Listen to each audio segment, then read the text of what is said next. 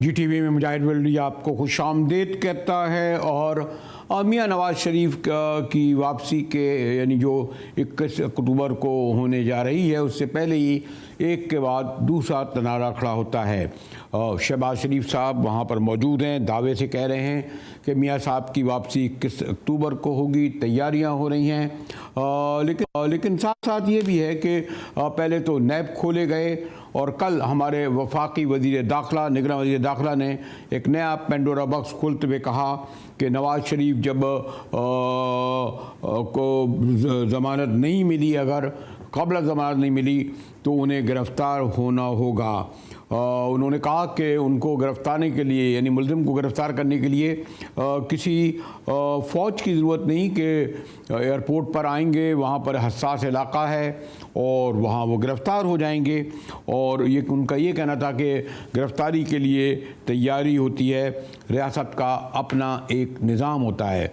वफाकी वज़ीर दाखिला और निगरान गवर्नमेंट जो एक गैर मुतनाज़ा समझी जा रही थी, एक हल्का ख्याल था कि शायद वो साबिक़ा हुकूमत का तसलसल है, सॉफ्ट है। ख़ास तौर पर निगरान वज़ीर हमारे दाखिला के इस बयान ने यानी नून लीग को जो है वो जिसे कहते हैं कि बिफर के रह गए वो। और जवाब में पहले उनकी साबिक़ा इंफॉर्मेशन मिनिस्टर तर्जुमान ने यह कहा कि नवाज शरीफ को बारे में बयान देते हुए सरफराज बुगटी अपना कद देखें। माशाअल्लाह खासे बुलंद क़ामत आदमी है सरफराज बुगटी, लेकिन कद में खाने सियासी ज़बान में कह रही थी। और फिर हमारे साबिक़ा वज़ीर दाखिला यानी राना सनाउल्लाह साहब का कहना था कि वो उससे पहले जो यानी जो कुछ सलूक हुआ शेख रशीद के साथ के बाद जेल में हैं, तो उनका अंजाम देख लें। ये बाकायदा धमकी थी राना सनाउल्लाह की, यानी वो इक़्तिदार में आने वाले हैं और जब इक़्तिदार में आएंगे तो सरफराज बुगटी के साथ शायद वही सलूक करें जो इस वक्त शेख रशीद के साथ हो रहा है। तो इस तरह एक मैंने कहा ना कि मियां साहब की वापसी के आने से पहले ही एक के बाद दूसरा तनाज़ा खड़ा हो रहा है। गो के हमारे रवायती सियासतदानों की तरह सरफराज बुगटी साहब ने कहा है कि मेरा बयान तोड़ मरोड़ कर पेश किया गया है। लेकिन देखिए उन्होंने जो अपने इंटरव्यू में कहा ज़बान साफ ही है। जो सुनिए देखें क्या कहा सरफराज बुगटी ने। प्रोटोकॉल का बंदोबस्त किया है ना, आज तक हमारे यहाँ कहीं उनका कोई प्रोटोकॉल डिस्कस हुआ है या डिसाइड हुआ है? तो वो भी कोर्ट्स का मामला है। वो कोर्ट्स अगर वो एज अक्यूज्ड आएंगे, हम उनको अरेस्ट करेंगे, कोर्ट ऑफ लॉ में पेश करेंगे। देखिए ना, एक मुलजिम आता है और वो जहाज से उतरता है और जहाज से लेकर उसको गिरफ्तार करने के लिए कोई बहुत बड़ी फौज नहीं चाहिए होती है। आपको पता है कि एयरपोर्ट एक सेंसिटिव जगह है, वहां पर मॉब को तो वैसे भी हम अलाउ नहीं करेंगे। तो अगर वो उनको कोर्ट की तरफ से जमानत नहीं मिलती है तो उनको अरेस्ट करना, और वो तो मेरा ख्याल है वो खुद भी अरेस्ट होना ही चाहेंगे, क्योंकि वो एक दफा तो आपको पता है माजी में भी उनको मालूम था कि मैं अरेस्ट हो रहा हूं, तो वो अपनी बेटी के साथ खुद ही अरेस्ट होने आ गए थे। तो बड़े सगीर के एक ही लीडर हैं जो अरेस्ट होने से घबराते हैं, बाकी तो मैंने आज तक नहीं सुना कि कोई लीडर गिरफ्तारी से भाग रहा। ब्रेक के बाद आएंगे तो फिर गुफ्तगू वहीं से आगाज़ करेंगे, यानी मियां नवाज शरीफ की वापसी और उस हवाले से हमारे वफाकी वज़ीर दाखिला सरफराज बुगटी का बयान कि जिसमें उन्होंने कहा उन्हें जेल जाना होगा। और फिर जवाबी हमला हमारे साथ होंगे साबिक़ अटॉर्नी जनरल माविन खुसूसी प्राइम मिनिस्टर नवाज शरीफ शहबाज शरीफ इरफान कादिर साहब। हमारे साथ रहिएगा, मिलते हैं एक ब्रेक के बाद।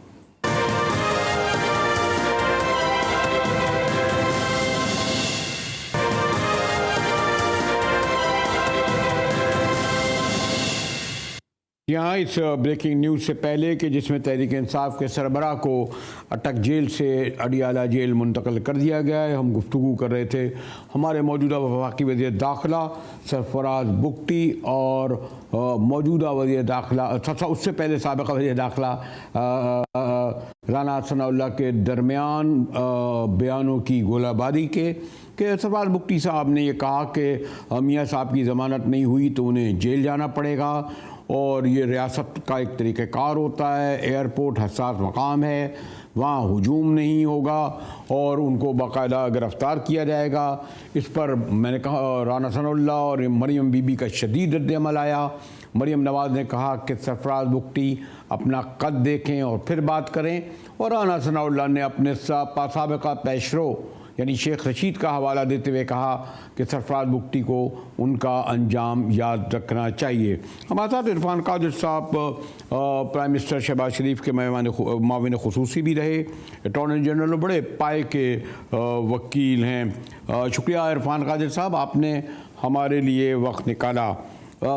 मियाँ साहब के आने में 20 दिन रहते हैं, ज़मानत, गिरफ़्तारी और ख़ास तौर पर बहरहाल सिटिंग वफ़ाक़ी वज़ीर दाखिला का ये बयान कि उन्हें ज़मानत नहीं मिली, जैसा कि कहते हैं कि उन्हें प्री बेल अरेस्ट करानी पड़ेगी तो उन्हें जेल जाना पड़ेगा, जवाबी बयान भी। तो अगर आप माशाल्लाह मियाँ साहब से यानी उनके केसेस से करीब भी रहे हैं, तो क्या हम समझें बड़े मुतज़ाद दावे और बताए जा रहे हैं, क्या कहे जा रहे हैं कादिर साहब? देखिए, लीगल पोजीशन जो है बड़ी क्लियर हो चुकी है और उनके आने में ज़्यादा रुकावट अब नहीं होनी चाहिए।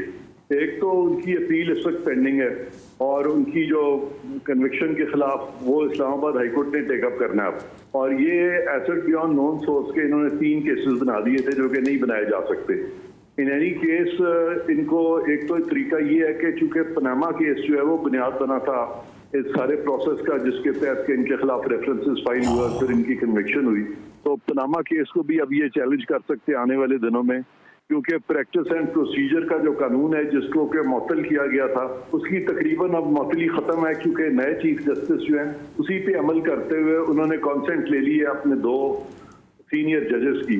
लिहाजा वो जो फैसला था पिछले चीफ जस्टिस का जिसके तहत उसको मअतल किया गया था वो अब खात्मे की तरफ जाता हुआ नजर आ रहा है, और वो केस भी लगा हुआ है 3 अक्टूबर को, तो उससे काफ़ी क्लैरिटी इसमें आएगी। और दूसरा एक जो उन्होंने कानून उड़ाया था वो supreme court review of orders and judgments act, वो भी उसके खिलाफ भी रिव्यू फाइल हो जाएगा और उसमें भी कोई ऐसी अनकॉन्स्टिट्यूशनल चीज नहीं थी तो वो भी बहाल हो जाएगा।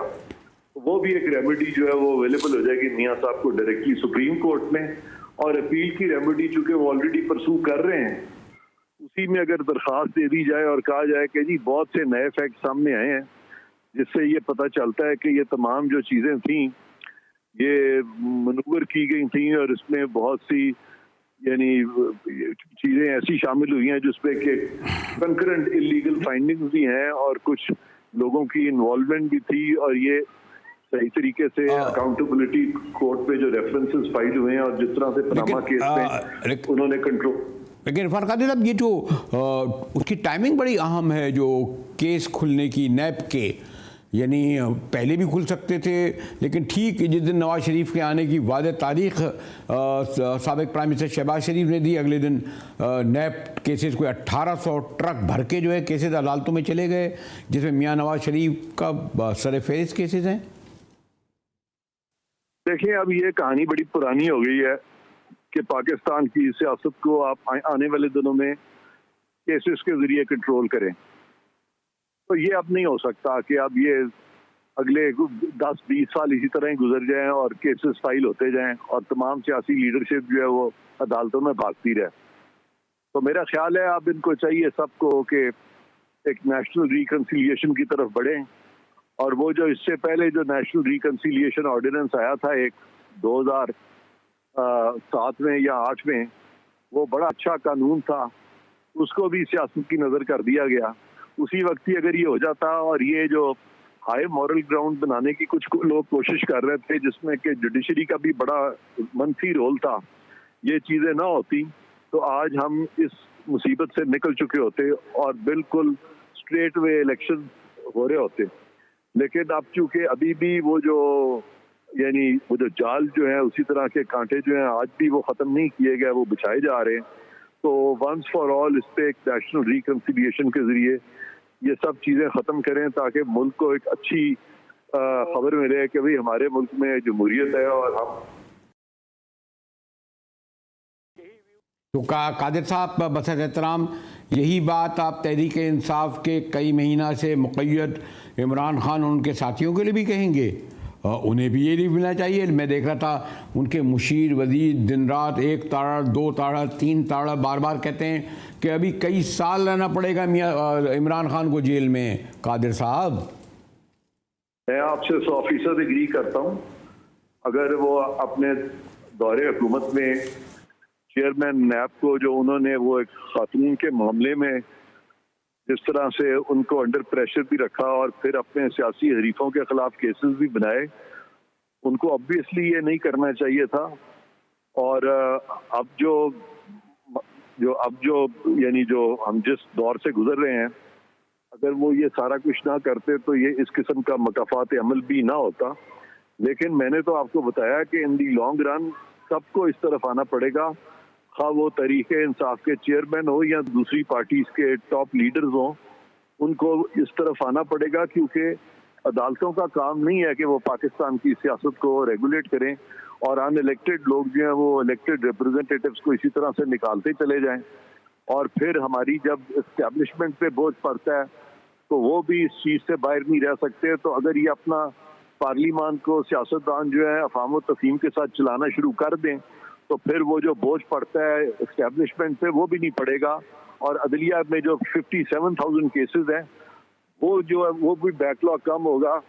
और फिर इसी तरह जिस तरह वो पिछले एक चीफ जस्टिस ने अपनी मर्जी के बेंचेस बनाए थे, कोई चीफ जस्टिस भी इस तरह बेंचेस अपनी बनाएगा और पाकिस्तान की सियासत को रेगुलेट नहीं करेगा और हर इदारा जो है वो अपने अपने आइन के मुताबिक जो दिया गया दायरा इख्तियार है उसके अंदर रहेगा, तो सब कुछ ठीक होगा। इस तरफ से जाना पड़ेगा, इसमें तो मैं समझता हूँ और कोई रास्ता ही नहीं है। चलें तो अगर आप कहते हैं तो दुरुस्त कहते हैं। फिर इरफान काजी साहब, चले मियाँ साहब की वापसी जुड़ी हुई है इलेक्शन से। एक से कई बार क़यादत कहती रही है मरीम बीबी कि जब मियाँ साहब आएंगे तब इलेक्शन होंगे। अब इलेक्शन ये तो कह रहे हैं कि जनवरी में होंगे, तारीख नहीं दी गई, जिससे इबहाम पैदा हो रहा है और आपका आइन बहरहाल इस पे खामोश है। मैं मई की मिसाल नहीं दूंगा, चीफ इलेक्शन कमिश्नर ने एग्जैक्ट डेट क्यों नहीं दी? 28 जनवरी, 2 फरवरी, 4 फरवरी, इबहाम है कादिर साहब। नहीं, ये शरीफुद्दीन पीरजादा को ऐसे ही खामखा क्रिटिसाइज किया जा रहा है। वो एक अपने वक्त के बड़े लीगल एक्सपर्ट थे, उन्होंने 5-6 डेकेड वो इस फील्ड पे अपना एक उनकी मोनोपोली रही। ऑब्वियसली उनकी एक काबिलियत थी, उनमें जो लोग उनसे राब्ते करते थे वो उनको ट्रस्ट भी करते थे उनके लीगल ओपिनियंस को। तो इसलिए अब जब वो दुनिया में नहीं है तो उनको क्रिटिसाइज करना बड़ा आसान है। अकेले शरीफुद्दीन पीरजादा का कसूर नहीं है इसमें, तो मिन हैसुल कौम हम सब शामिल थे। तो इसलिए ये हम उन पे ये बात मत डालें। लेकिन जहाँ तक आपकी बात है कि शुक्र करें कि इलेक्शन जो है वो अनाउंस कर दिए हैं। अगर वो ना अनाउंस करते, चीफ इलेक्शन कमिश्नर जो है इस्तीफा देके चले जाएं, तो फिर क्या होगा? फिर तो इस वक्त आपका सदर जो है वो भी यही कंटिन्यू कर रहे हैं और फिर केयर टेकर सेटअप जो है फिर वो 100 साल तक चलता रहेगा। तो ऑब्वियसली ऐसा नहीं हो सकता। इनको सबको होश के नाखून लेने पड़ेंगे और अब अगर उन्होंने जनवरी अनाउंस किया तो उस पर लड़ाई झगड़े की बजाय अब बिस्मिल्लाह करें और तैयारी करें इलेक्शंस की। शुक्रिया इरफान कादिर साहब। वो पता नहीं क्यों इलेक्शन की तारीख आए तो कहीं ना कहीं शरीफुद्दीन पीरजादा आ जाते थे, क्योंकि वो ज़रूरत गालिबन वही आपके जहन में पस मंज़र में था। और पाकिस्तानी मईशत, सॉरी टू से, वो तो हमारे सामने है, लेकिन वर्ल्ड बैंक के एक नुमाइंदे ने तो यहाँ तक कह दिया है कि IMF के बेल आउट के बाद भी, पैकेज बेल आउट के बाद भी कोई वो तब्दीली नहीं देख रहे। गुफ्तगू करेंगे एक ब्रेक के बाद, हमारे साथ रहिएगा।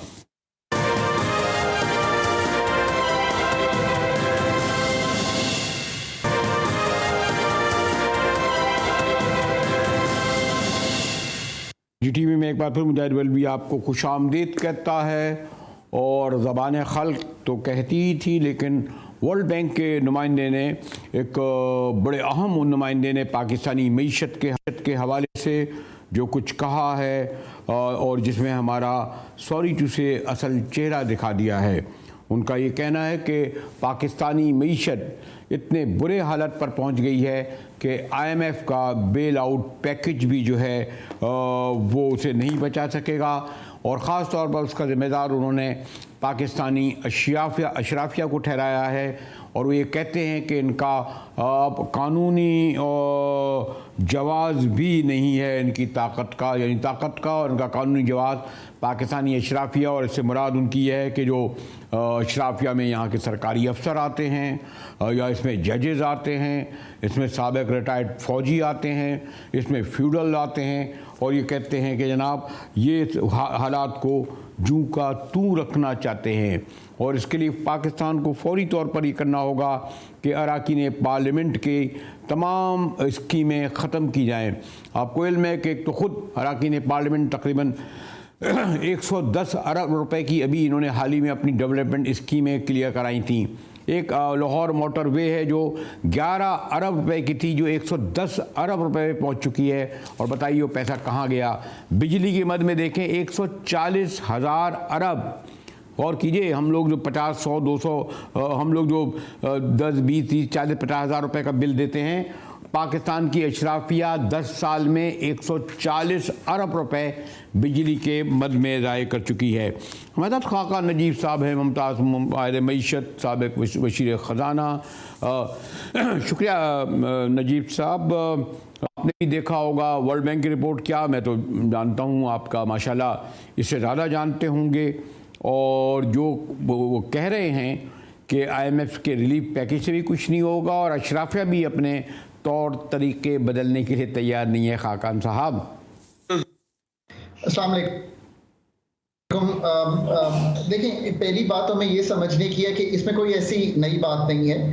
हम सब समझते हैं कि पाकिस्तान के एक फंडामेंटल मसाइल हैं, और जिन सेक्टर्स में उन्होंने कहा है, ये अगर आप मुझे पिछले 2-2.5 साल से सुने तो मैंने कई दफ़ा कहा है कि ये फंडामेंटल मसाइल एनर्जी सेक्टर के, पाकिस्तान के टैक्स के, जिसको उन्होंने एलीट कैप्चर से जोड़ा है उसके, पाकिस्तान के एग्रीकल्चर के, पाकिस्तान की एक्सपोर्ट्स के, ये सबको मालूम है कि ये एग्जिस्ट करते हैं। इन द शॉर्ट रन मैं नहीं एग्री करता कि IMF से फ़र्क नहीं पड़ेगा, ऐसा नहीं है। आप अभी भी देखिए तो IMF के प्रोग्राम के आने के 1 माह में पाकिस्तान के जो ज़र मुबादला के ज़खायर हैं वो $2.9 बिलियन से $8.7 अरब पे चले गए थे। सो हमें इन दी शॉर्ट रन सबको पहले ये भी समझना है कि what is the IMF for. IMF एक ICU का डॉक्टर है, पाकिस्तान का एक एक्सटर्नल सेक्टर का चैलेंज था। उस चैलेंज को मीट करने के लिए IMF की फाइनेंसिंग, IMF का नॉड ऑफ अप्रूवल जरूरी था, ताकि हम इन द शॉर्ट रन इस हम्प में से गुजर सकते जिसको हम फेस कर रहे थे। सो इसको पहले इस तरह समझिए। IMF के आने से हमें बाकी डोनर्स के जो पैसे हैं उनके आने की भी तवक्को हुई है। कुछ हमारे रिफॉर्म्स जो थे वो आगे बढ़े हैं, कुछ प्राइसिंग चेंजेस दिखाई दी हैं, कुछ एनर्जी में काम होता दिखाई दिया है, कुछ टैक्सेशन अब 9400 बिलियन की तरफ बढ़ते हुए दिखाई दिए हैं, कुछ इकोनॉमी के जो मैक्रो चैलेंजेस थे उनको in the short term meet करने की कोशिश की जा रही है। So that is about it. अब ये एक छोटा प्रोग्राम है, ये 9 माह का प्रोग्राम है, ये एक SBA है, इसको इसी तरह समझना चाहिए। अब किसी ने नहीं आपको कहा कि इसके आने से पाकिस्तान के स्ट्रक्चरल मसाइल जो हैं वो हल हो जाएंगे। इन दो चीज़ों को सेपरेट रख के समझना है। प्रोग्राम IMF का करना ज़रूरी है, शायद एक और प्रोग्राम भी लेना पड़े, पर जो स्ट्रक्चरल मसाइल हैं क्या हम उनकी तरफ बढ़े हैं या नहीं बढ़े, दैट इज द क्वेश्चन जो हमें अपने आप से पूछना है। लेकिन नजीब साहब, आप जो ये कह रहे हैं कि IMF के आने से कुछ बदला है, लेकिन हमारा जो GDP का, मैं तो खैर एक सॉरी टू से मईशत का तालिब इल्म हूँ, बहुत ज़्यादा दरक नहीं रखता, लेकिन GDP का कम से कम 14-15% तो होना चाहिए आपका रेवेन्यू। हमारा रेवेन्यू 8-9% है, हम और वो भी तनख्वाहदार से आप लेते हैं। फिर वो जो वो जिक्र करना है अशराफिया, हमारे जागीरदार जो एग्रीकल्चर का 23% हैं, 1% भी टैक्स नहीं देते, तो फिर कैसे तब्दीली आएगी? तो इसीलिए तो कह रहे हैं कि IMF का पैकेज भी आपको नहीं निकाल सकेगा इस माशी बहरान से। सो इसको इस तरह सोचते हैं कि ये बात दुरुस्त है कि अगर हमने अपने फंडामेंटल मसाइल अगर हम एक निगाह डालें तो हम शायद उनको हल करने की तरफ नहीं करें। Tax to GDP ratio Pakistan के एफपीआर का पिछले 10 साल से, मैं अभी अपने सामने चार्ट खोल लिया जब आपने गुफ्तगू शुरू की, तो अगर मैं 2000 से देख के आज तक देखूं तो वो 8 और 9% ऑफ जीडीपी के बराबर है, जबकि आपके expenditures have taken a leap forward और वो बहुत बढ़ गए हैं। इससे आपका बड़ा सिंपल है कि आप अपनी चादर में रहने की बजाय आपने चादर तो फैलाई नहीं, पर आपने जो अपना एक्सपेंडिचर है वो बढ़ा लिया, तो ऑब्वियसली आपका एक फिस्कल खसारा यानी कि मालियाती खसारा जो है वो बहुत बढ़ गया। उस मालियाती खसारे से डेट बढ़ गया। सो अब रिपेयर एक तरफ शुरू होना है कि आपने अपना टैक्स टू जीडीपी ठीक करना है, उसमें भी बातें बड़ी सादा हैं। ये बातें हमें नजीब साहब एक आम आदमी जिसकी हमारे यहाँ 20,000 40,000 50,000 तनख्वाह है, मेरी एकेडमिक गुफ्तगू को नहीं सुन रहा। वो तो कहता है पेट्रोल जो है 331 रुपए का ले रहा हूँ मैं। वो तो ये देखता है कि बिजली का बिल जो मेरा 15,000 का था 40-50,000 का आ रहा है। उसे कैसे हम समझाएंगे नजीब भाई? और फिर वो अभी आपने लोगों की आवाज जो है वो सामने रखती है। पाकिस्तान में अगर रुपया इसी तरह कमजोर होता रहता तो मुझे 6% और बढ़ाना पड़ता पेट्रोल जहां पे खड़ा है। सिर्फ अगर रुपए की कदर को देखूं 5.5 से 6% इंटरबैंक बेहतर हुआ है। इसी से एक उम्मीद जागी है कि जो डाउनवर्ड ट्रेंड है पेट्रोल की कीमतों में, यानी कि जो बढ़ रही थी कीमतें, वो शायद अब अगले 15 दिन की जब हम देखेंगे 30 तारीख को जाके तो नहीं होगा। कीमतें या यहाँ पे स्टेबल हो जाएंगी या थोड़ा सा शायद आपको इसमें अपवर्ड ट्रेंड देगी। इसलिए मैंने कहा कि ये एडमिनिस्ट्रेटिव एक्शन बड़ा जरूरी हो गया था। मैं शॉर्ट टर्म में सिर्फ ये गुजारिश कर रहा हूँ। जहां तक पेट्रोल का ताल्लुक है, ये बात भी आपकी दुरुस्त है कि हमने चूंकि अपने वेल्स जो हैं उनकी खुदाई नहीं की। मेरा ख्याल है 100 वेल्स थे क्रूड के आज से 10, 15, 20 साल पहले। इस वक्त शायद सिर्फ 47 ऑपरेशन में रह गए हैं। इसी तरह बिजली का जो सेक्टर है वो कलीदी रिफॉर्म मांगता है सर, वो फंडामेंटल रिफॉर्म मांगता है। आपने pricing changes is not a reform. Pakistan में लोगों की तब्दीली कर देना कि वो इस डिस्को में था आज उस डिस्को में चला जाए is not a reform. Reform ये है कि तय कीजिए कि आप बिजली का सेक्टर नहीं चलाएंगे। आई एम सॉरी कि मिनासुल कौम हम ये तय ही नहीं कर पाते, और इसमें everyone is to blame, because जब हम कोई चीज प्राइवेटाइज करने जाते हैं, क्योंकि मैंने करके देखा है ये काम। नजीब साहब मुझे सॉरी टू इंटरप्ट यू, लेकिन कैमरे के पीछे से कहा जा रहा है इतना ही वक्त है कि मैंने आपके गिरा कदर वक्त से जो गिरा वक्त लिया, उसके लिए मैं आपका शुक्रिया अदा करते हुए इजाज़त लूँ। सो GTV से मुजाहिद बरेलवी को इजाज़त दीजिए।